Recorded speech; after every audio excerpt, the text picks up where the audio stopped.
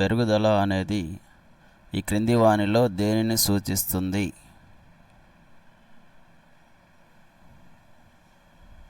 పరిమాణాత్మక మార్పు. వికాసము అనేది ఎలాంటి మార్పును సూచిస్తుంది? గుణాత్మక మరియు పరిమాణాత్మక మార్పు. పరిపక్వత అనేది ఎలాంటి ప్రక్రియ? సహజ జీవ సంబంధ ప్రక్రియ. వికాసము అనేది ఎప్పుడు ముగిసే ప్రక్రియ? నిరంతర ప్రక్రియ. వికాసము తల నుండి ప్రారంభమై కాళ్ళ వైపుకు సాగుతుందని తెలిపే సూత్రము. శిరోపాద సూత్రము. వికాసము శరీర కేంద్ర భాగం నుండి వెలుపలి అంచుల వైపుకు సాగుతుందని తెలిపే సూత్రము ఏది? ప్రాక్సిమో డిస్టల్ సూత్రము. శిశు వికాసము ఈ క్రింది ఏ అంశాల పరస్పర చర్యల ఫలితంగా ఏర్పడుతుంది? వారసత్వము మరియు పరిసరాలు. శిశువుకు సంబంధించి మొదటి గురువుగా ఎవరిని పేర్కొంటారు? తల్లి.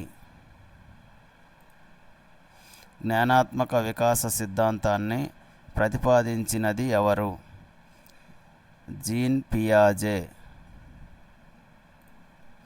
జీన్ పియాజే ప్రకారం జ్ఞానాత్మక వికాసం మొత్తం ఎన్ని దశలలో జరుగుతుంది? 4 దశలు. సమీప వికాస మండలం భావనను ఎవరు ప్రతిపాదించారు? లెవ్ వైగోట్స్కీ. శాస్త్రీయ నిబంధన సిద్ధాంతాన్ని ప్రతిపాదించిన మనోవిజ్ఞాన శాస్త్రవేత్త ఎవరు? Ivan Pavlov. ఇవాన్ పావ్లోవ్ తమ నిబంధన ప్రయోగాలను ఏ జంతువుపై నిర్వహించారు? కుక్క. కోహ్లర్ అంతర్దృష్టి అభ్యసన ప్రయోగాలను ఏ జంతువుపై నిర్వహించారు? చింపాంజీ.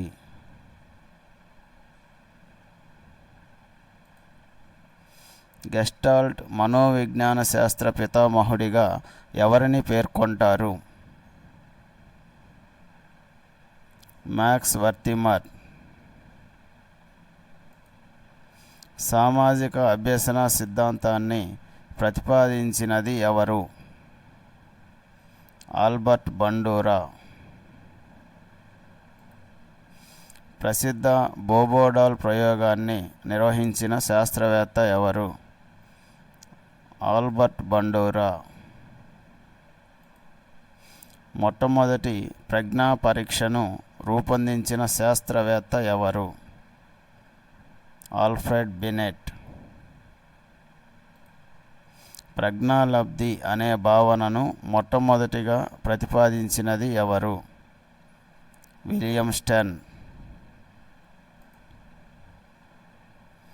ప్రజ్ఞాలబ్ధిని లెక్కించడానికి ఉపయోగించే సరైన సూత్రము ఏది?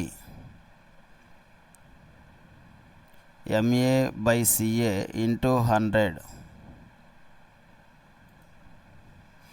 మనోసామాజిక వికాస సిద్ధాంతాన్ని ప్రతిపాదించినది ఎవరు? Erik Erikson. ఎరిక్ ఎరిక్సన్ తన మనోసామాజిక సిద్ధాంతంలో మొత్తం ఎన్ని దశలను పేర్కొన్నారు? 8 దశలు. లారెన్స్ కోల్బర్గ్ నైతిక వికాస సిద్ధాంతంలో ఎన్ని స్థాయిలను పేర్కొన్నారు? 3 స్థాయిలు. అబ్రహాం మాస్లో అవసరాల సోపాన సిద్ధాంతంలో అత్యున్నత స్థాయి అవసరము ఏది? ఆత్మ సాఫల్యత అవసరము. అభ్యసనానికి ప్రధాన చోదక శక్తిగా దేనిని పేర్కొంటారు? ప్రేరణ. క్రింది వాటిలో అత్యంత స్థిరమైన మరియు దీర్ఘకాలిక ప్రభావం చూపే ప్రేరణ ఏది? అంతర్గత ప్రేరణ. విస్మృతి వక్రరేఖపై శాస్త్రీయంగా ప్రయోగాలు చేసిన మనోవిజ్ఞానవేత్త ఎవరు? ఎర్మన్ ఎబ్బింగ్హౌస్. సృజనాత్మకత అనేది ప్రధానంగా ఏ రకమైన ఆలోచనతో ముడిపడి ఉంటుంది? పునరావృత ఆలోచన, అపసరణాత్మక ఆలోచన. నిరంతర సమగ్ర మూల్యాంకనం యొక్క సరైన ఇంగ్లీష్ పూర్తి రూపము ఏమిటి? Continuous and comprehensive evaluation. నిశ్చయాత్మక పరీక్ష యొక్క ముఖ్య ఉద్దేశము ఏమిటి? అభ్యసన లోపాల గుర్తింపు. సవరణాత్మక బోధన ఎవరికి మరియు ఎందుకు అవసరం? వెనుకబడిన విద్యార్థుల లోపాల సవరణకు. ఆధునిక బాలకేంద్రిత విద్యా విధానంలో ఉపాధ్యాయుని పాత్ర ఏమిటి? సహాయకారి. కిండర్గార్టెన్ విద్యా విధాన పితామహుడు ఎవరు? Friedrich Froebel.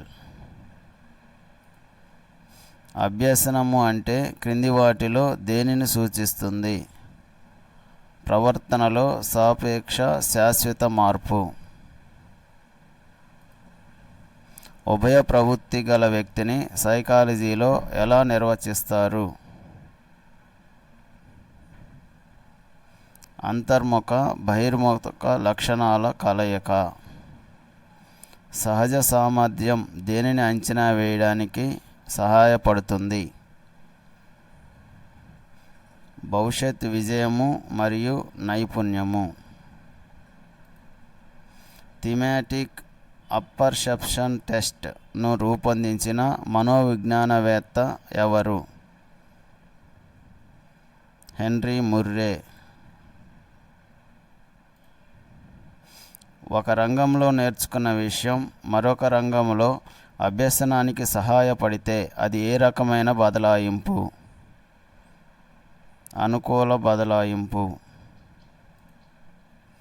బాధాకరమైన విషయాలు లేదా అవాంఛనీయ కోరికలను చేతన నుండి అచేతనంలోకి బలవంతంగా నొక్కివేయడాన్ని ఏమంటారు?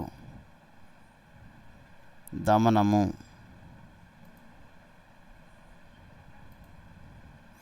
ఒక రంగంలో ఉన్న లోపాన్ని లేదా బలహీనతను మరొక రంగంలో రాణించడం ద్వారా పూడ్చుకోవడాన్ని ఏ రక్షణ తంత్రం అంటారు? పూరణము. బ్రెయిలీ లిపిని ప్రధానంగా ఏ లోపం గల విద్యార్థుల అభ్యసనం కోసం ఉపయోగిస్తారు? దృష్టి లోపం. విద్యా హక్కు చట్టం ప్రకారం ఉచిత మరియు నిర్బంధ విద్యా హక్కు ఏ వయసు వారికి వర్తిస్తుంది?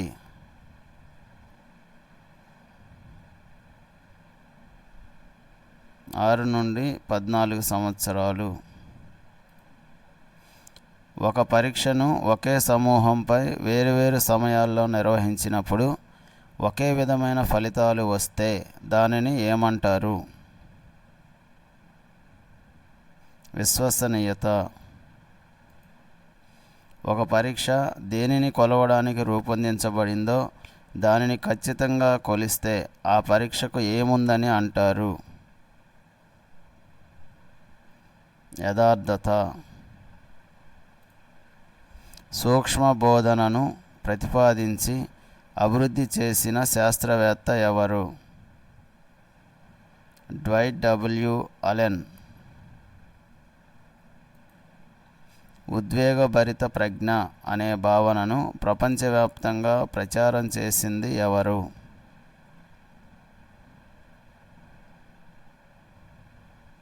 Daniel Goldman. పియాజే సిద్ధాంతం ప్రకారం శిశువు మెదడులో ఉండే జ్ఞానాత్మక నిర్మాణాలను లేదా ప్రాథమిక ఆలోచన యూనిట్లను ఏమంటారు? స్కీమా. పఠనంలో తీవ్రమైన ఇబ్బందులు పడే అభ్యసన వైకల్యాన్ని ఏమంటారు? డిస్లెక్సియా. లేఖనంలో తీవ్రమైన ఇబ్బందులు పడే అభ్యసన వైకల్యాన్ని ఏమంటారు? డిస్గ్రాఫియా. గణిత సమస్యలు సాధించడంలో మరియు లెక్కలు చేయడంలో ఉండే తీవ్రమైన అభ్యసన వైకల్యాన్ని ఏమంటారు?